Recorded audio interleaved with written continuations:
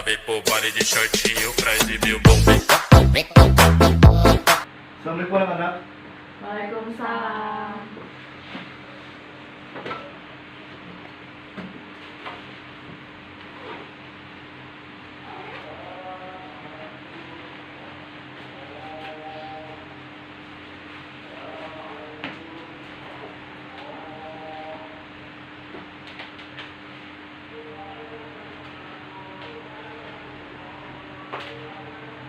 Baik, Sania siapkan dulu kelasnya.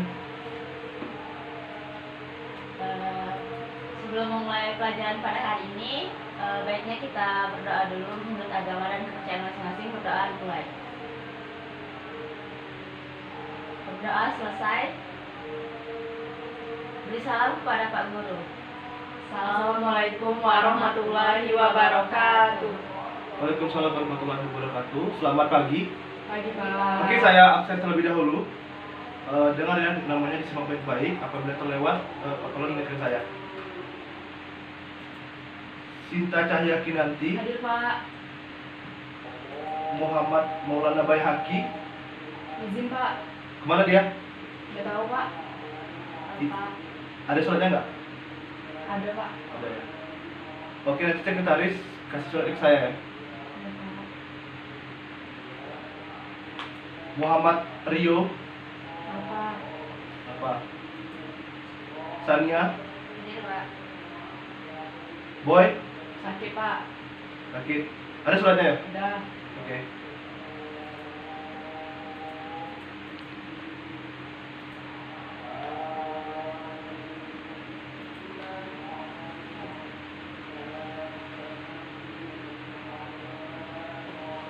Oke, apa kabar?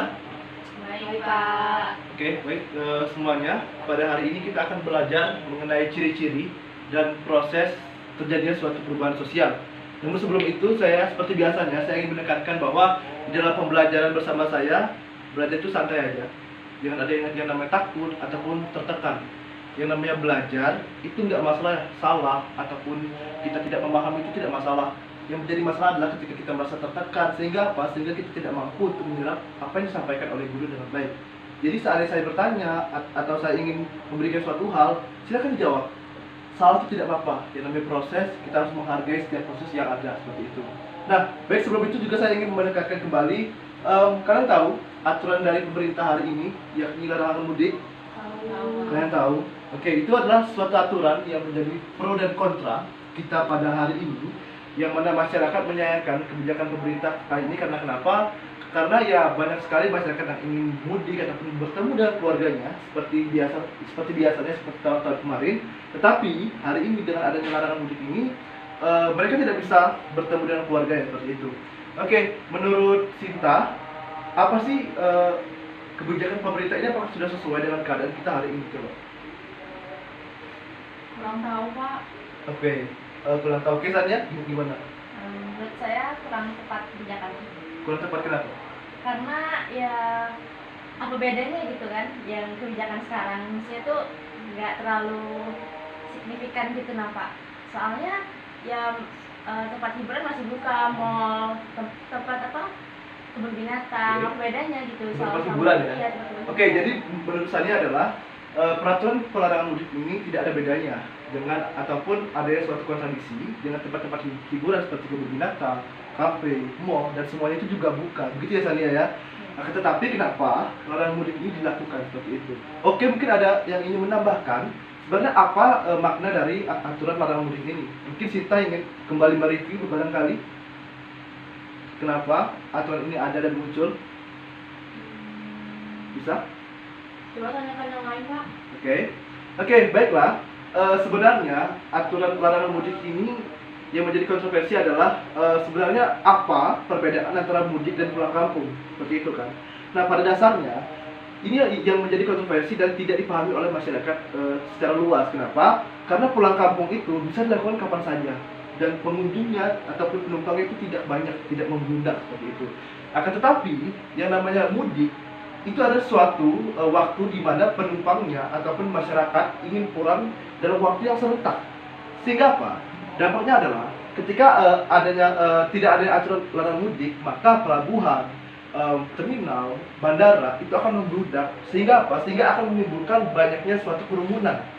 Nah, kerumunan inilah yang nantinya akan membuat suatu dikhawatirkan akan adanya suatu klaster baru dalam penyakit ataupun virus corona ini, dan inilah yang tidak diinginkan oleh pemerintah.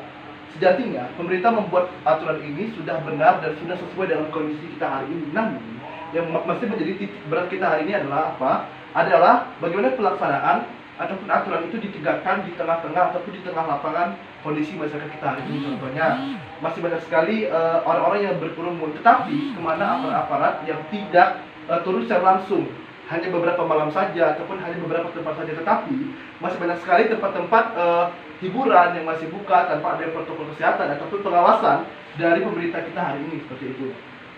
Oke, mungkin kita bisa mereview kembali ataupun menyimpulkan apakah kebijakan ini sudah tepat atau tidak. Begini, iya atau tidak saja? Tepat kok menurut saya. Sudah tepat. Oke, baiklah. Itu ya, barangkali bagaimana cara kita untuk melihat ataupun berkomentar mengenai suatu sistem di dalam kebijakan pemerintah. Karena kita sebagai seorang terpelajar tidak boleh yang namanya mengomentari suatu hal yang kita tidak pahami. Karena banyak sekali kan netizen yang di TikTok cuman baru baca sekilas tetapi udah sok paling pintar seperti itu, karena itu hal yang keliru sekali. Oke, selanjutnya adalah pembelajaran kita hari ini mengenai ciri-ciri dan proses perubahan sosial. Nah, adapun tujuannya adalah agar adik-adik semua ataupun teman-teman memahami ciri-ciri dan proses perubahan sosial gitu. Itu adalah tujuan pembelajaran kita pada kali ini. Nah, adapun saya ingin sedikit mereview kembali, barangkali teman-teman lupa apa pengertian dari perubahan sosial. Oke, mungkin dari Sania, secara sosiolog, apa sih namanya perubahan sosial itu? Ini adalah materi kita minggu lalu. Secara sosiolog, Pak, perubahan sosial itu yaitu dipahami sebagai perubahan kehidupan masyarakat yang berlangsung tanpa henti. Oke, jadi perubahan sosial itu adalah suatu perubahan yang dialami oleh masyarakat dan ini tidak ada henti-hentinya. Ismin, selama manusia itu ada, selama makhluk hidup itu ada, khususnya manusia, maka perubahan sosial itu akan selalu ada. Seperti itu. Karena kenapa? Karena manusia itu memiliki otak yang fungsi untuk berpikir, sehingga mereka akan terus berkembang menuju kehidupan yang lebih baik lagi. Seperti itu. Oke, Sinta, apa sih perubahan sosial dari salah satu tokoh deh, sebutin. Salah satu tokohnya yaitu Sales Morgan. Dia merumuskan bahwa pengertian perubahan sosial adalah perubahan di lembaga-lembaga kemasyarakatan dalam suatu masyarakat yang mempengaruhi sistem sosialnya, termasuk nilai, sikap, dan pola perilaku di antara kelompok-kelompok dalam masyarakat tersebut. Oke, jadi di dalam suatu masyarakat itu ada suatu perubahan seperti apa tadi? Nilai, sikap. Nah, perubahan sosial itu tidak hanya perubahan secara ekonomi, secara sosiologi, tetapi kita juga melihat dari sisi nilai, sikap, perilaku. Adanya sikap yang berubah, adanya nilai-nilai ataupun aturan suatu hal yang dihargai itu yang berubah dari sisi masyarakat kita, sehingga apa? Sehingga membuat suatu perubahan ataupun dampak impact yang berbeda dari masyarakat, dari yang awalnya A menuju B atau bisa sebaliknya dari B ke A. Seperti itu ada definisi perubahan sosial. Sedikit kita review agar materi kita pada kali ini lebih gampang untuk memahaminya.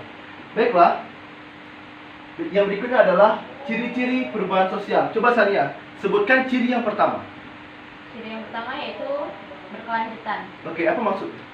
Yaitu perubahan sosial yang sifatnya berkelanjutan, dan ini merupakan ciri-ciri yang paling utama. Maksudnya, masyarakat dimanapun akan mengalami perubahan, bisa secara cepat, bisa juga secara lambat. Perubahan sosial sudah pasti terjadi pada masyarakat dan akan terus berkembang. Hal ini adalah, jadi perubahan sosial itu adalah suatu perubahan, salah satu cirinya adalah yang berkelanjutan. Artinya apa? Dalam jangka waktu sampai kapanpun, perubahan sosial ini akan terus ada, berkelanjutan dalam jangka waktu cepat ataupun lambat. Dan itu bakal terus terjadi, baik itu secara cepat ataupun lambat ataupun setengah-setengah, tetapi perubahan itu akan terus ada dan berkelanjutan. Seperti itu. Oke, yang kedua coba Sita, apa ciri-cirinya? Yang kedua yaitu imitatif. Yaitu perubahan sosial juga bersifat imitatif. Apa maksudnya? Misalnya, perubahan terjadi pada suatu kelompok masyarakat. Nah, hal tersebut akan diikuti oleh kelompok masyarakat. Tolong diam dulu ya. Hargai temannya berbicara lagi. Oke, Sita ulangi.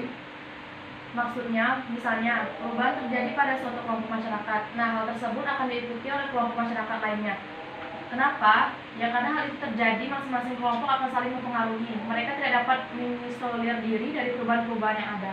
Oke, jadi ciri yang kedua adalah imitatif. Maksudnya apa? Maksudnya adalah bagaimana suatu masyarakat itu melihat masyarakat lain yang mengalami suatu perubahan. Sehingga ketika mereka menganggap itu adalah suatu hal yang bagus, suatu hal yang harus ditiru dan bermanfaat bagi masyarakat mereka, mereka akan meniru dan mencontohkan atau bahkan benar-benar mengimitasi perubahan sosial yang terjadi di sana. Seperti contoh, di Jawa sedang melakukan suatu perubahan A, maka masyarakat di Sumatera ketika melihat Pulau Jawa maju karena suatu perubahan itu, maka masyarakat di Sumatera juga berpikir untuk melakukan hal yang sama. Untuk apa? Agar tujuannya untuk agar Sumatera ini juga maju seperti yang ada di Pulau Jawa, seperti itu. Yang ketiga, coba Sania. Yang ketiga yaitu disorganisasi sementara. Disorganisasi adalah sebuah keadaan yang kacau. Hal ini merupakan akibat dari adaptasi bagian-bagian masyarakat terhadap perubahan sosial yang terjadi. Oke, disorganisasi atau suatu keadaan yang kacau yang mengakibatkan adanya perubahan sosial. Contohnya apa? Contohnya seperti tahun 98. Saya tahu adanya kerusuhan pada tahun itu yang menyebabkan Soeharto lengser. Benar. Nah, itu yang mengakibatkan suatu hal terjadinya kekacauan, dan itu mengakibatkan suatu perubahan sosial walaupun bersifat sementara.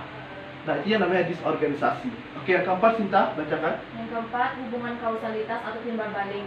Perubahan sosial tidak terbatas pada bidang material atau imaterial saja. Akan tetapi, perubahan sosial itu dapat terjadi pada keduanya. Kenapa begitu? Karena antara aspek material dan imaterial memiliki satu hubungan kausalitas atau timbal balik. Oke, yang berikutnya adalah kausalitas ataupun timbal balik. Yang mana suatu perubahan sosial itu akan mengakibatkan hubungan timbal balik antara material dan imaterial. Sehingga apa? Sehingga perubahan sosial tidak akan dilihat dari satu sisi saja, tetapi dilihat dari dua hal apa? Material dan imaterial, timbal balik. Oke, sejauh ini mengenai ciri-ciri perubahan sosial, adakah yang ingin ditanyakan? Mungkin Sania atau Sinta, apa yang ingin ditanyakan? Apa yang ingin ditanyakan? Oke, gini. Sania, apakah pernah mengalami suatu perubahan di dalam masyarakat mungkin? Yang dulunya seperti ini, tiba-tiba seperti ini.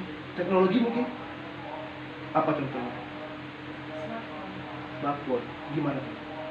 Semakin lama semakin canggih. Oke. Menurut Sania, smartphone itu semakin hari semakin canggih dan membuat suatu adanya perubahan sosial bagi masyarakat. Ya, contohnya adalah bagaimana kita yang dulunya mengakses materi pembelajaran itu hanya dari buku, dari modul yang dicetak. Hari ini kita sudah bisa melihat seperti yang saya berikan hari ini adalah modul yang bersifat e-learning, pembelajaran secara online dan bisa diakses di mana saja selagi Anda memiliki akses internet atau bisa Anda download. Itu adalah salah satu contoh perubahan sosial di bidang teknologi. Oke, Sinta, mungkin ada contoh perubahan sosial yang dialami oleh Sinta sendiri dalam kehidupan sehari-hari barangkali.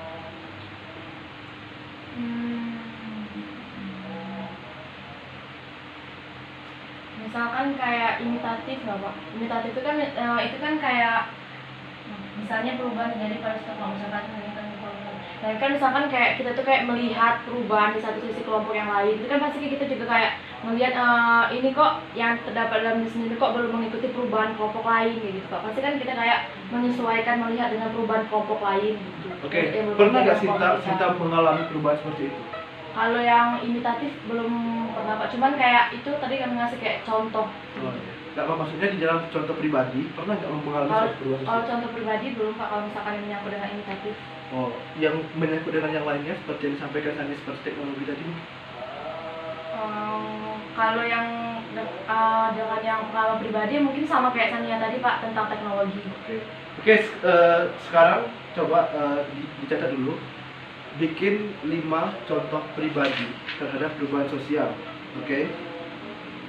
5 contoh pribadi terhadap perubahan sosial. Dicatat aja soalnya dulu biar nggak lupa, nanti kita langsung lanjut lagi. Catat aja 5 contoh pribadi terhadap perubahan sosial.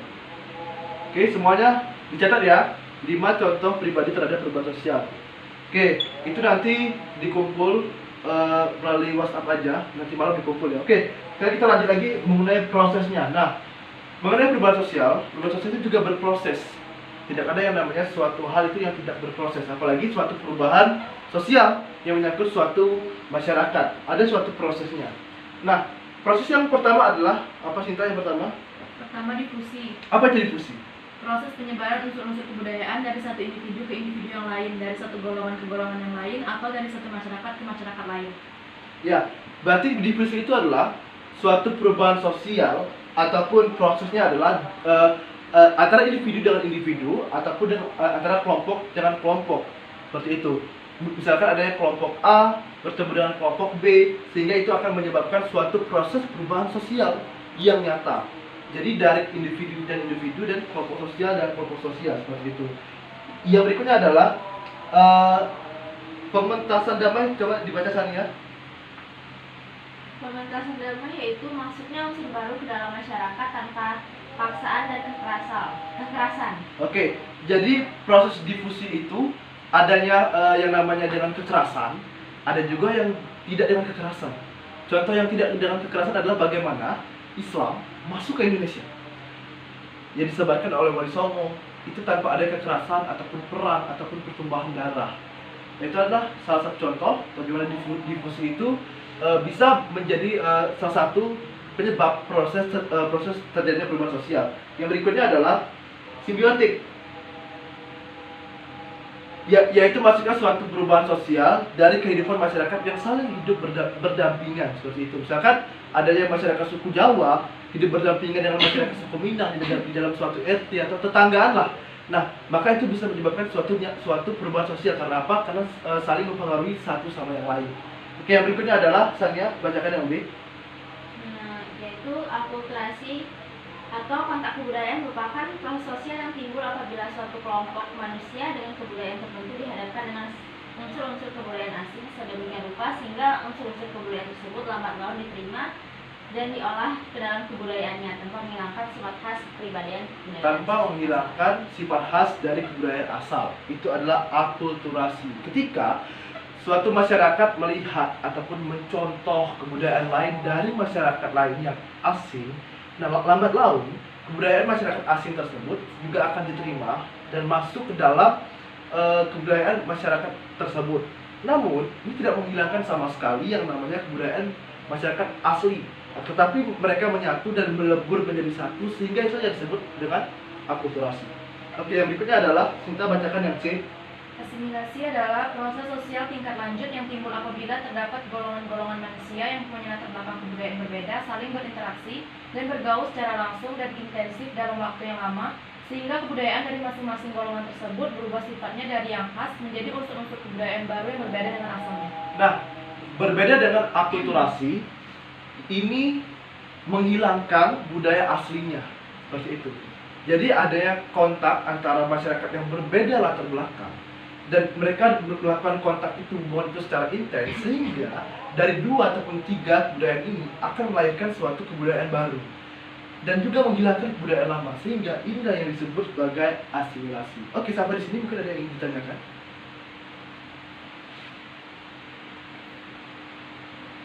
Oke, Sita mau nanya mungkin? Yang berkaitan dengan ciri-ciri perubahan sosial, Pak. Ya. Kan di dalam materi ini ada penggolongan watak. Nah, salah satu dari penggolongan watak tuh contohnya ada segmentasi. Nah, maksud dari segmentasi itu gimana, Pak? Ciri-ciri perubahan sosial dalam segmentasi penggolongan watak. Oke, mungkin ada yang bisa menjawab. Sania mungkin bisa lihat di berdasarkan hasil bacaannya, apa yang dimaksud dengan segmentasi? Segmentasi itu adalah pembagian kelompok. Pembagian kelompok ke dalam ranah-ranah tertentu, seperti itu. Oke, jadi benar kata Sania bahwa segmentasi adalah suatu pengolompokan kelompok, seperti itu, sehingga itu merupakan salah satu ciri-ciri perubahan sosial adanya pengolompokan suatu kelompok, seperti itu. Nah, jika tidak ada pertanyaan lagi, saya ingin teman-teman semua untuk memberikan contoh masing-masing dari proses perubahan sosial, mulai dari difusi, akulturasi, dan asimilasi. Masing-masing 2 contoh saja.